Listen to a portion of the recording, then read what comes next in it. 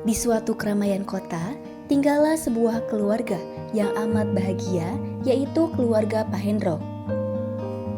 Dia mempunyai seorang istri yang bernama Busari dan seorang anak yang bernama Ira. Akan tetapi, setelah Ibu Sari telah lebih dulu meninggalkan mereka berdua untuk selama-lamanya, kebahagiaan itu berubah menjadi penderitaan untuk Ira karena ayahnya telah menikah lagi dengan seorang janda beranak satu. Dia bernama Mira dan anaknya bernama Rosa. Setiap hari, Ira selalu disiksa dan dicemoohkan oleh ibu tiri dan kedua anaknya karena mereka tidak suka kepada Ira. Oleh karenanya, Ira selalu mendapatkan siksaan dari ibu tirinya selagi ayahnya tidak ada di rumah. Akan tetapi, saat ayahnya berada di rumah, ia bermanis-manisan kepada Ira karena ibu Mirna tidak ingin kalau ayahnya tahu bahwa ia sering menyiksa anaknya. Terungkap, di suatu hari ayahnya pergi ke kantor seperti biasa.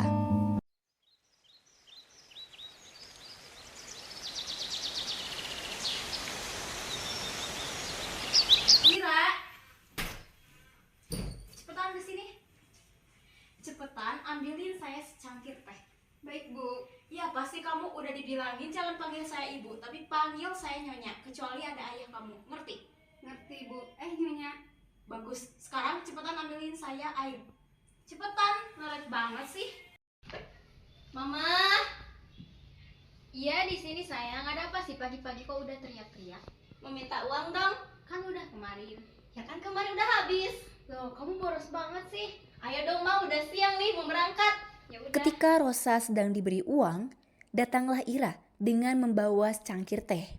Rosa dengan sengaja menyenggol Ira sehingga air tehnya tumpah. Aduh, maaf Nyonya. Maaf. Lihat nih, meja saya jadi kotor.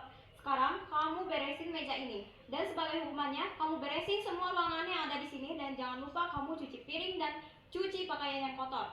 Tapi Nyonya, saya mau ada urusan. Udah, kamu diam aja di rumah. Emangnya saya pikirin apa urusan kamu itu? Waktu berganti siang, ketika Ira sedang menyapu ruang tamu, tiba-tiba Rosa datang lalu ia dengan sengaja menginjak lantai yang telah disapu oleh Ira dengan memakai sepatu yang kotor. Maaf Rosa, tolong dong sepatunya dibukakan, ini sudah disapu. Ih, kok kayak ada yang ngomong ya? Tapi di mana? Jangan-jangan hantu lagi. Tolong Rosa, saya lagi capek. Apa? Capek, hah? Ya udah sih. Lagian itu juga gara-gara lu sendiri. Tapi apa, hah? Mau yang ngelawan lo? Bilangin lo sama mama. Udah capek ngomong sama orang lemot.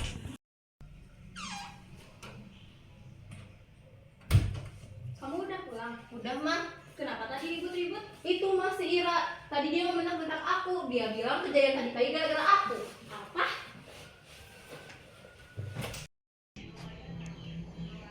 Berani-beraninya ya kamu ngefitnah anak saya? Enggak, Nyonya, enggak. Berani ngebantah lagi. Ayo ngaku.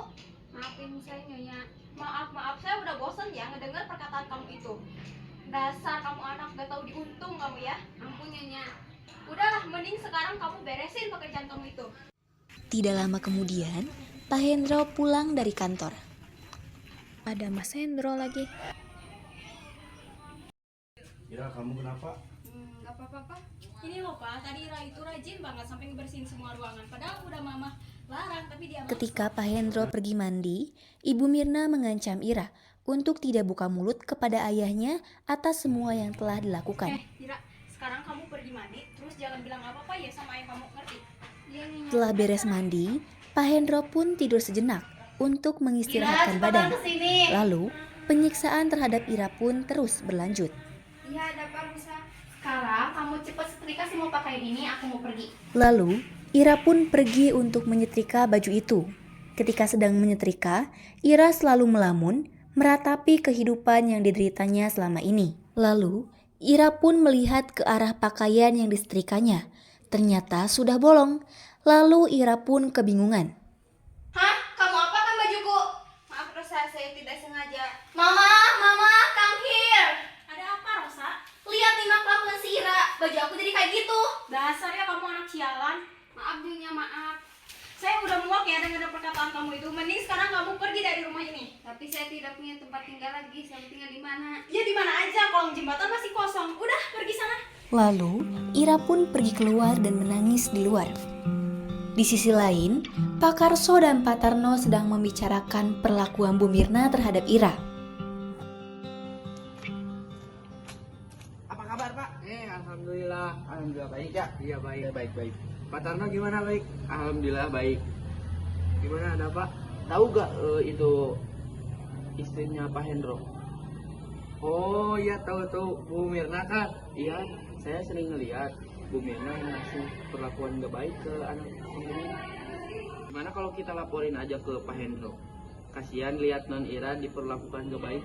Oh iya yuk kita cari Pak Hendronya. Ayo.